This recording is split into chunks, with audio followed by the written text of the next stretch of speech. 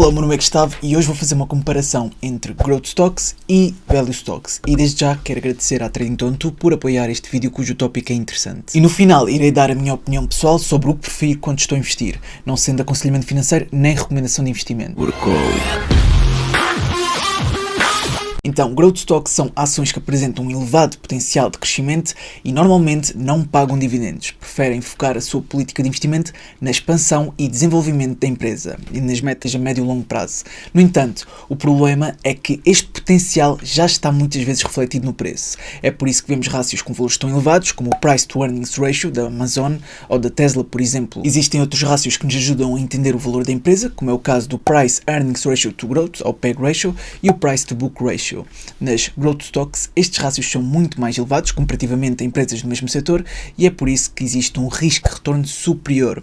Ou seja, para quem tem uma menor aversão ao risco, não se importa de comprar estas empresas, pois procura obter rentabilidades muito elevadas no longo prazo, porque a volatilidade é superior, mas se estivermos, por exemplo, no bear market, aqui já fica um pouco mais difícil porque a queda também pode ser muito maior. No entanto, outro problema é o facto de muitas vezes ir atrás do hype e ser demasiado guloso e confiante, o que pode resultar na perda de muito dinheiro num curto espaço de tempo. Por outro lado, temos os Value Stocks, que são empresas cujo seu valor intrínseco, ou valor justo por ação, é superior ao valor atual da respectiva ação.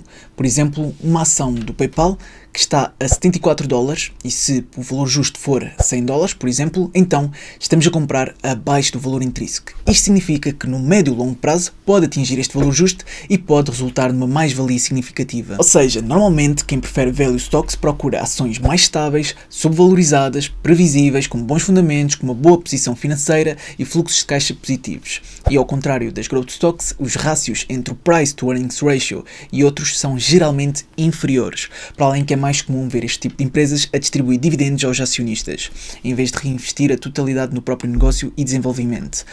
Atenção que isto não significa que uma Value Stock distribui obrigatoriamente dividendos, não é isso que eu estou a dizer. Simplesmente é algo mais comum quando o principal objetivo não é o crescimento da empresa. Resumindo, investidores que preferem Growth Stocks maioritariamente não se importam com os fundamentos nem com o preço atual da ação, pois estão focados no crescimento e no futuro potencial da empresa, que poderá ter um desempenho muito superior ao mercado. No entanto, o risco deste tipo de investimento é que, caso as metas da empresa não se verifiquem, o preço da ação pode sofrer bastante. Uma investidora que é um bom exemplo disto é a Cathie Wood, que gera a empresa de investimento ARK Invest. A sua filosofia passa muito por investir em empresas que ela acredita que vão moldar o futuro e que o seu potencial de crescimento possa duplicar em menos de 5 anos. Por isso, podemos concluir que as Growth Stocks é para quem tem uma menor aversão ao risco e se sente confortável com grandes possíveis desvalorizações. Por outro lado, para um investidor que prefere Value Stocks, o crescimento da empresa não é o seu principal foco, mas sim que a empresa seja fundamentalmente forte e que esteja subvalorizada para que seja possível lucrar com a sua valorização no médio e longo prazo, e se possível também com a distribuição de dividendos. Ambos têm vantagens e desvantagens, tal como conseguimos entender. No entanto, existe uma disputa entre estes dois tipos de investidores porque, num lado, criticam que se está barato é porque pode ter pouco potencial, e no outro lado criticam que há muita especulação e risco desnecessário. Assim sendo, qual é que é a minha preferência? Bem, primeiro deixa-me mostrar estes gráficos que comparam o desempenho entre as Growth e Value Stocks nos últimos 10, 5, 3 e 1 ano. E agora, deixa-me mostrar-te a volatilidade. E agora já deves estar a conseguir compreender a diferença que existe entre estas duas relativamente ao risco-retorno.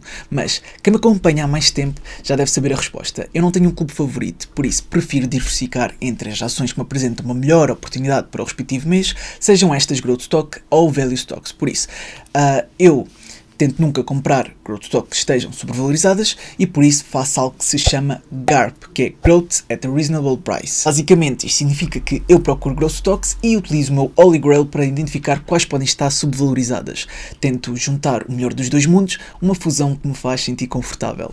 Na Trading2 podes clicar na lupa, depois Stocks, irás ver uma categoria para Growth Stocks. Depois é uma questão de fazer o teu próprio estudo e entenderes qual poderá ser uma boa oportunidade segundo os teus critérios. No meu caso, em fevereiro investi na Salesforce, porque segundo o meu estudo fazia sentido e entretanto já subiu cerca de 15% numa questão de um mês. Não quer dizer que seja sempre assim, mas quando o estudo está bem feito, então existe uma maior probabilidade de ser bem sucedido. Aproveito para mencionar que caso tenhas interesse em criar uma conta na Trading2, podes criar e validar os documentos. Depois podes ir a promo code e colocar aqui 100 stock para ganhar uma ação até 100€. Mas lembro que é necessário depositar pelo menos 10€ e tens um prazo até 10 dias após o registro. Por isso, É tudo que eu queria apresentar neste vídeo. Eu espero que tenha ajudado. Se ajudou, não te esqueças de colocar um gosto para apoiar. Se ainda não tiveres, então subscreve para mais e até uma próxima.